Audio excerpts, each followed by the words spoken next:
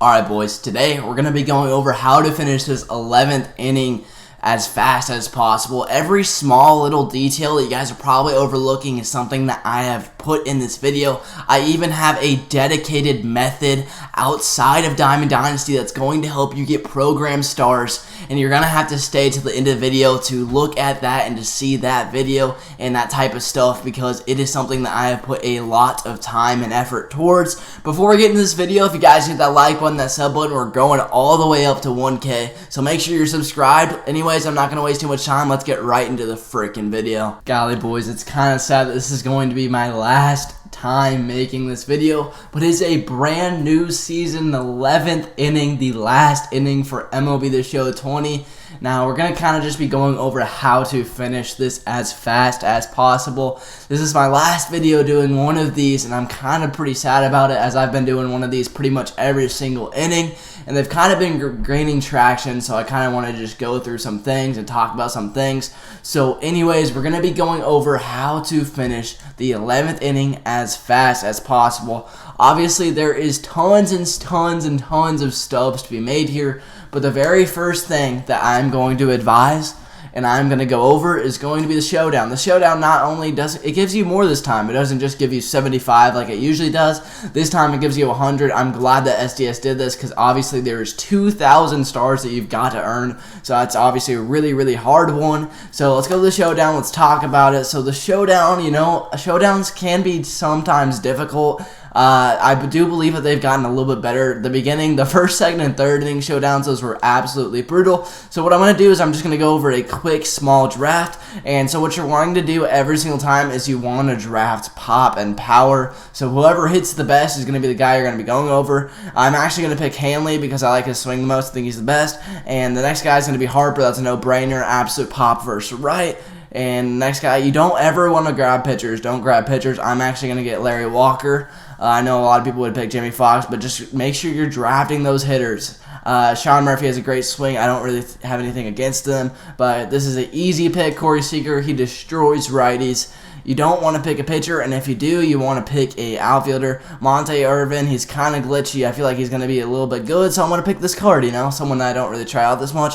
Now, for the perk, I'm going to pick contact boost while losing, because you're going to be losing on pretty much every single one of these games, and especially on those showdown runs, that means you're going to have a contact boost the whole time. So I think heart attack is definitely the best bet here. So basically, you're just going to want to kind of draft. You want to go a little bit one at a time. Make sure that whenever you're doing the pitching challenges that you're not pitching like you're pitching to a real person. Make sure you're throwing a lot of balls out of the zone. One thing that I do against the computer that I would never do to a real person, sliders way outside. Sometimes they absolutely just make them look really, really, really dumb. So that's one thing that I do that helps me beat the CPU. They look really dumb after throwing a fastball then a changeup, so take advantage of that. Run fastball, changeup, throw sliders away, be really, really good about this type of stuff, and you'll be pretty much fine. Don't really rush through anything. If you're really good, you can skip to the final showdown. I don't really recommend it. It's only 15 runs though, so I honestly might do it too, but the packs on the way are so good. That's why I recommend it. You're getting show packs, headliners, and these are really good chances to get diamonds. Ball and bundle is going to be the last thing. I mean, I just like the free packs, so I always do all of this, but if you do want to skip through it, I totally understand, as it's a time thing at this type of year. So make sure you're doing your showdown. Now the next thing that you're going to want to do is not the showdown, it's going to be the conquest map. Now there is going to be more conquest maps dropped. I know this is the brand new 11th inning crab map, but the thing is too is that there's going to be a Thanksgiving conquest map, and there's going to be players that are going to be dropped probably here and there. I could see there being at least one or two more player programs. Hopefully there are, we'll have to see, but we're just going to have to go by that. So you're going to be able to get stars through that. Make sure you guys are doing those whenever you have a chance to. I know that they're not out yet, but whenever they come out, I highly recommend doing some of these things. Now for the 11th inning crab map, what you want to make sure you want to look through the challenges first. Now the turn-based challenges are going to be what you're going to want to take advantage of. So it looks like there's only one. Yeah, there is actually going to only be one turn-based challenge. So what you're going to want to do is you're going to want to go after the Diamondbacks first. So you're all the way down here. That's pretty self-explanatory, as it's all the way over here. In my opinion, what I would do first is I would actually go all the way up to the very top, and I would actually cut off here. Make sure you're grabbing as many territories as fast as you can Like, you just want to get a ton of territories because you're going to get a lot more runs. Make sure you're playing every single game on rookie difficulty if you can. Obviously, the steal fans, I recommend doing it on All-Star. That way you can get your 3 million stolen fans. I believe it's 3 million. Maybe it's 5 million this time. 4 million. So in my advice, I would play a game on Hall of Fame for stealing fans. That way you only have to play 1 game. If that's a little bit of a challenge of you, I would do 2 games on veteran or 1 game on All-Star and 1 game on rookie. And I feel like that's pretty self-explanatory. You can do some of these. I would go, like I said, I would go through here, and I would actually take out the right side of the map first. Since you're already getting the Diamondbacks, I feel like that's probably the best bet. Hopefully there's a lot of hidden rewards. I haven't really looked at it yet, but a lot of people usually end up posting that. So if you don't see that from me, hopefully you can see that from someone else. But most likely, do your conquest maps. It is free stubs, and you don't really get free stubs from SDS that often. I mean, we do more than we did last year, but you gotta take advantage of the free stubs. So make sure you're doing the conquest map. That's 30. It shouldn't take you that long. I don't see this map. It is pretty big, but there's not a lot of strongholds, so it could not take you more than an hour. I think it'll take right around 45 minutes to an hour, and you'll get a lot of free stuff through it, so it'll definitely be worth it. And not only are you going to get all the free packs, all the free stuff, you're also going to get 30 program stars, so that's going to be very, very helpful for doing you. My next thing that you're going to want to do is going to be these dailies. These dailies, man, I just absolutely knock them out every day. I mean, if you're like me and you've been holding on to these, I mean, they're just really, really good. And if you're doing them every single year and every single day, they start to add up.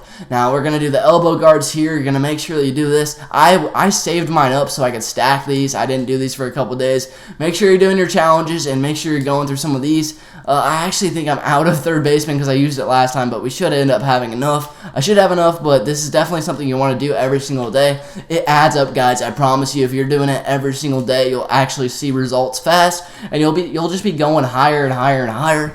Now, the next thing that I want to do, definitely do the exchanges if you don't do the challenges. The exchanges are something easy that you can just do every single day. The missions, I'm not going to go too much over this as these are really hard things. Basically, the big thing that you need to be doing for this is just playing the game. I mean, playing the game is something that just helps you out. Not only are you going to be getting every single one of these, but on top of that, you're going to actually end up getting points for playing the game good, getting program stars for doing good things, for hitting homers, getting hits, all sorts of things, scoring runs. These are all things that help you absolutely do better and better on the program and kind of just keep on going. These program stars, it's going to be a little grind. It's going to be getting one here and there and kind of piecing it all together to where you're going to make it to 2,000. So that's kind of just my opinion. Now, the next thing that I'm going to talk about is actually going to be a different video. I know it's kind of a different type of plug, but it is a video that I'm going to be linking right now. Now, in this video, this is basically how. So in this video, this is what happens. I have a player locked lineup, and what you're going to be doing is you're going to be player locking as a pitcher, and you're going to be using this lineup that I created. Now, you're going to be using the player locked pitcher, and each time you do this, each game that you do this, you're going to get 3 program stars. Sometimes you get a little bit less, sometimes you'll get more, sometimes you only get 1 or 2. But the thing about this type of strategy is that each game takes 7 minutes. I've got it down all the way to 5 minutes and 30 seconds, but I know that some of you guys aren't going to be able to do it as fast. My big tip is change to pulse pitching. It'll make it go really fast. Sometimes games end up going longer for some reason, and they'll end up going 8 or 9, so it kind of just depends. But you'll get better and better at this. The thing about this method is this is something that you can do while you're just sitting on your couch watching TV. It is the most mindless, easy XP method and program stars method in the game, in my opinion. So check out that video and look at that video, as this is a guide that I put a lot of time into. Making these lineups and everything like this, they weren't easy. It takes time to do, and I put the time into it.